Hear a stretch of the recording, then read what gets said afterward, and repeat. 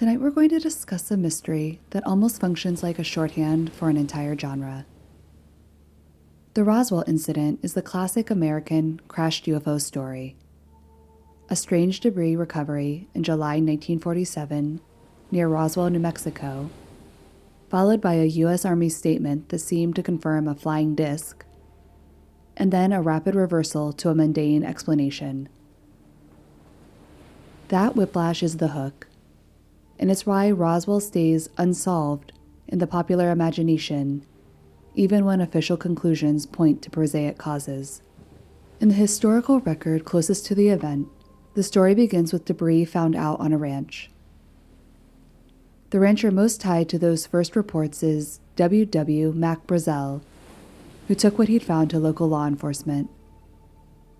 From there, the Roswell Army Airfield, often shortened to RAF in the documents and coverage, became involved, and the chain of custody moved fast. Contemporary newspaper descriptions of the debris matter because they don't read like a science fiction wreck. Early accounts described lightweight pieces, things likened to tinfoil, rubber, and sticks, rather than an aircraft with an engine or recognizable machinery. That's part of the long-running tension.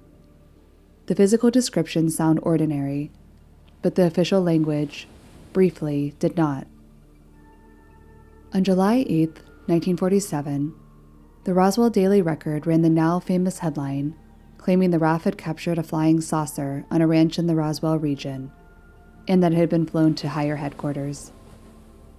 The story spread widely, including through Associated Press pickup in other newspapers. It wasn't a rumor passed around by civilians.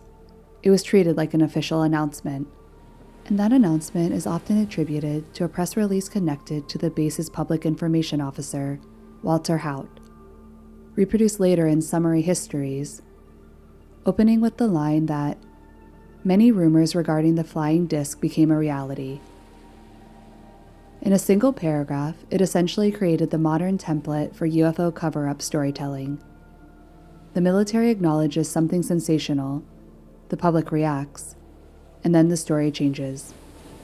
Because almost immediately, it did change.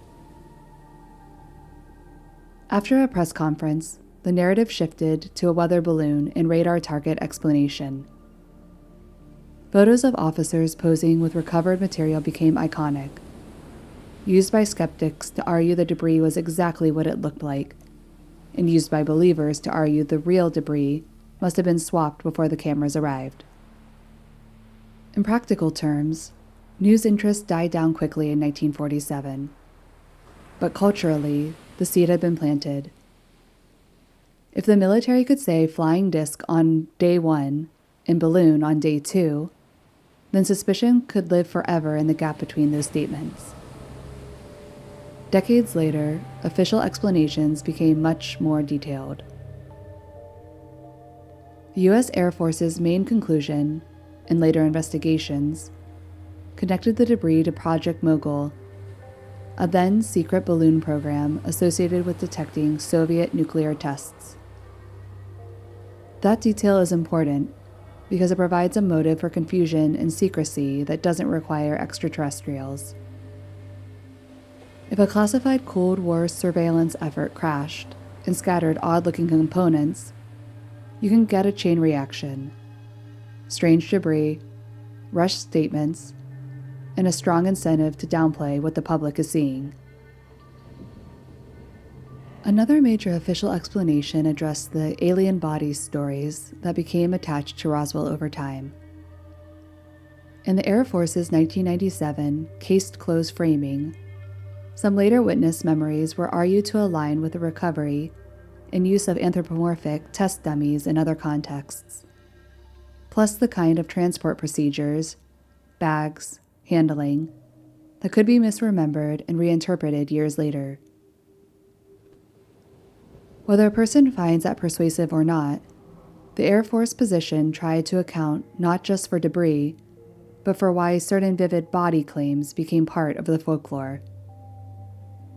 But Roswell's real transformation happened not in 1947, and not even with the Air Force reports. It happened with time. The alien crash version emerged and expanded decades after the event. In the late 1970s, retired officer Jesse Marcel discussed the incident years later, and in 1980 the book The Roswell Incident helped popularize the idea that something much bigger had happened than a balloon recovery. That time gap matters. It's long enough for memories to blur, for stories to merge, and for dramatic claims to outcompete boring ones.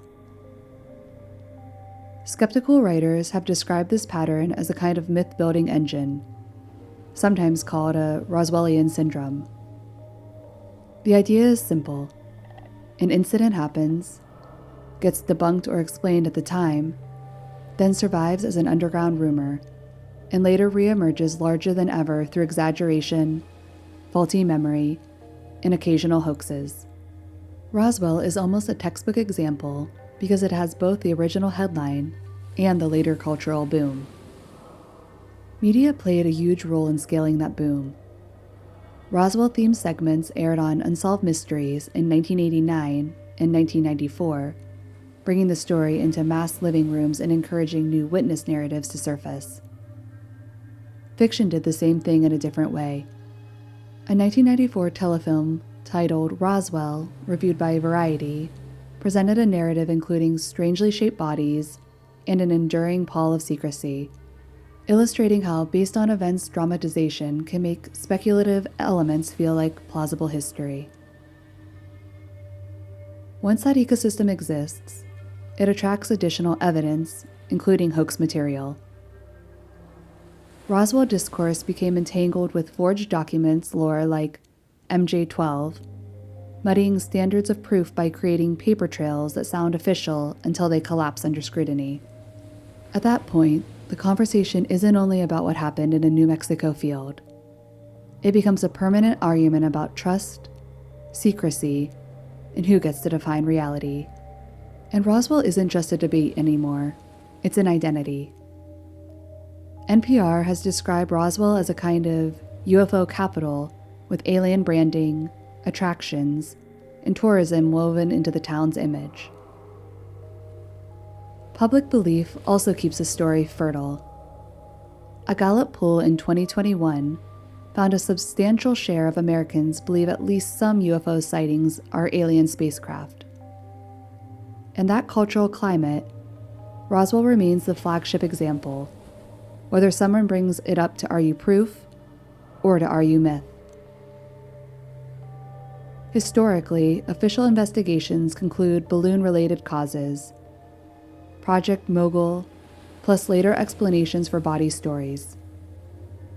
But culturally, the case is still alive because the original military statement was dramatic, the retraction was rapid, and the retellings have multiplied for decades.